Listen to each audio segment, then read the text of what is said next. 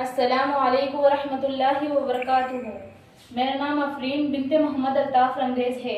मैं इस स्कूल में 12th क्लास साइंस वाले में पढ़ती हूँ। हमारे स्कूल में कुरान करीम की तालीम इस तरह दी जाती है। सबसे पहले हम बच्चों को अलिफ से लेकर या तक हरूफ की अदायगी करना सिखाते हैं, जैसे अलिफ, बा, ता, सा, जीम, हा, खा, दाल, दाल, रा, जा, सीन, शीन, स्वाद, ज़ाद, तो, ज़ा, आइन, गैन, फा, काफ, काफ, लाम, मीम, नून, वाव, हा, हमजा, या। अब सबसे पहले हम इसको हुरूफ की अदायगी के साथ पढ़ने के लिए 3 कवायद में तकसीम करेंगे। सबसे पहले है हुरूफ मुस्तालिया, जो 7 है: खा, स्वाद, ज़ाद, ता, ज़ा, गैन, काफ। इसको हम हर हाल में पुर पढ़ेंगे, चाहे इनके ऊपर ज़बर हो, ज़ेर हो या पेश हो। दूसरा है आर्जी पुर, ये 3 है: अलिफ, रा, लाम।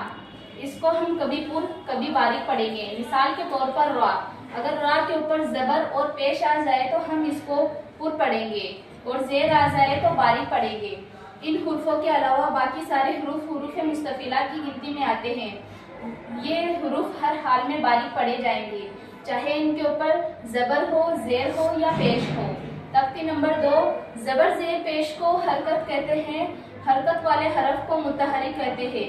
ये हरफ खींचकर नहीं पढ़े जाते, जैसे नुकीसा, नून मुतहरिक मजमूम है, काफ ज़ेर की मुतहरिक मकसूर है, सीन जबरसा मुतहरिक मफ्तूह है। इसी तरह शहीदा, सीन मुतहरिक मफ्तूह है, हा ज़ेर ही मुतहरिक मकसूर है, दाल जबरदा मुतहरिक मफ्तूह है। इसको हम खींचकर नहीं पढ़ेंगे।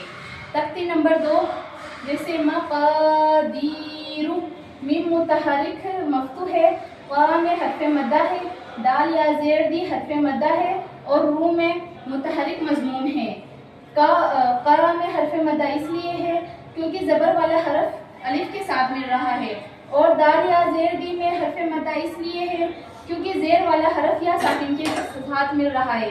इसी तरह बासितूना, बा में हर्फ मद्दा है, सीन ज़ेर सी मुतहरिक मकसूर है, और तू में हर्फ मद्दा है क्योंकि पेश वाला हरफ वाव साकिन के साथ मिल रहा है, और नून में मुतहरिक मफ्तूह है। अगर हर्फ मद्दा को हम एक अलिफ के बराबर खींचकर पढ़ेंगे। अब अगर हम इसके आगे आयत लगा दें तो ये इस तरह पढ़ा जाएगा, बासितून। अब इसमें मद्दे सुकून आर्जी वक्फी का कायदा हो गया है, क्योंकि हर्फ मद्दा के बाद वाला हरफ वक्फ की वजह से साकिन हो रहा है, इसलिए हम इसको 3 अलिफ के बराबर खींचकर पढ़ेंगे। मद्दे सुकून आर्जी वक्फी का यह कायदा है कि जिस कलमे में हर्फ मद्दा हो और उसी कलमे में हर्फ मद्दा के बाद वाला हरफ वक्फ की वजह से साकिन हो रहा हो तो वहाँ पर मद करेंगे और 3 अलिफ के बराबर खींचकर पढ़ेंगे, जैसे बासितून। अब तख्ती नंबर 3, या कौमी। अब या में मद्दे सिला है। मद्दे सिला और हर्फ मद्दा सेम ही है, इसके खींचने की मिकदार सेम है, यानी 1 अलिफ के बराबर खींचकर पढ़ेंगे। अब कौम में लीन है, मीम मुतहरिक मकसूर है। कौम में लीन इसलिए है क्योंकि वाव साकिन और या साकिन से पहले अगर ज़बर वाला हरफ आ जाए तो वहाँ पर लीन का कायदा करेंगे, और इसे हम जद और नर्म आवाज से पढ़ेंगे, जैसे या कौमी। अब इसके आगे हम आयत लगा दें तो अब इसको कैसे पढ़ेंगे, या कौम।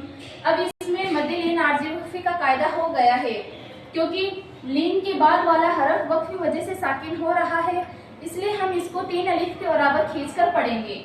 मद्दे लीन आर्जी वक्फी का यह कायदा है, लीन के बाद वाला हरफ अगर वक्फ की वजह से साकिन कर लिया गया हो तो वहाँ पर मद होगा, और हम इसे 3 अलिफ के बराबर खींचकर पढ़ेंगे, जैसे या कौम।